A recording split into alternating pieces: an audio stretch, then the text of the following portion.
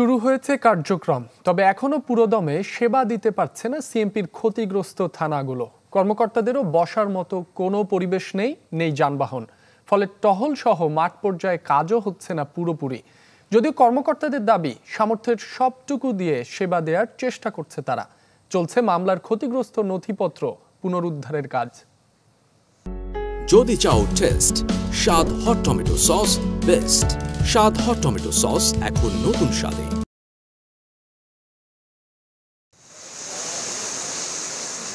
চারপাশে তাণ্ডবের ক্ষতচিহ্ন, এর মাঝেই ছোট একটি টেবিল নিয়ে সেবা দিয়ে যাচ্ছেন কোতোয়ালি থানার ডিউটি অফিসার। নানা ঘটনায় প্রতিদিনই অভিযোগ নিয়ে থানায় আসছেন অনেকেই। দায়ের হচ্ছে জিডি ও মামলা, তবে এখনও পুরোদমে শুরু করা যায়নি তদন্ত কাজ।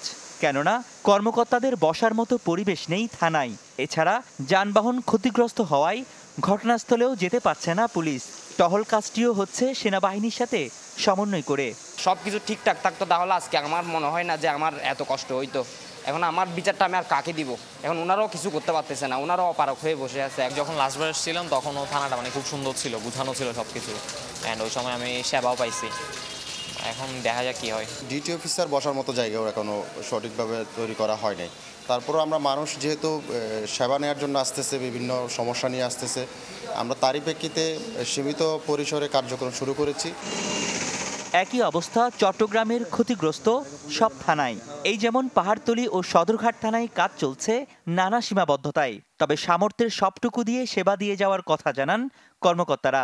দুইটা গাড়ি দিয়ে আমাদের জয়েন্টলি পেট্রোল হচ্ছে, আর যে ধরনের অভিযোগ আসছে 999 সেবাটাও আমরা দিচ্ছি, জিডি হচ্ছে, মামলা রেকর্ড হচ্ছে। পাশাপাশি আইনশৃঙ্খলা নিয়ন্ত্রণ করার জন্য আমরা সর্বাত্মক চেষ্টা করছি। তাণ্ডবে থানাগুলোতে গুরুত্বপূর্ণ অনেক মামলার নথিপত্র নষ্ট হয়ে গেছে, তবে সেগুলো পুনরুদ্ধারের কথা জানান সিএমপি প্রধান।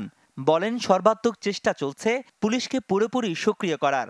এটা সার্কেল অফিসে থাকানোর সময় কিছু অংশ ডিসি অফিসে থাকে, একই সঙ্গে কিছু অংশ থাকে কোর্টে। এবং আরেকটা বড় ব্যাকআপ আমাদের রয়েছে, সেটা হচ্ছে সিডিএমএস। যে মামলাগুলো হয় সেই মামলাগুলো সিডিএমএস আমাদের যে তথ্য ভাণ্ডার রয়েছে সেই তথ্য ভাণ্ডার জমা থাকে। আমরা আশা করছি যে অধিকাংশই আমরা নথি আমরা ওখানে পাবো।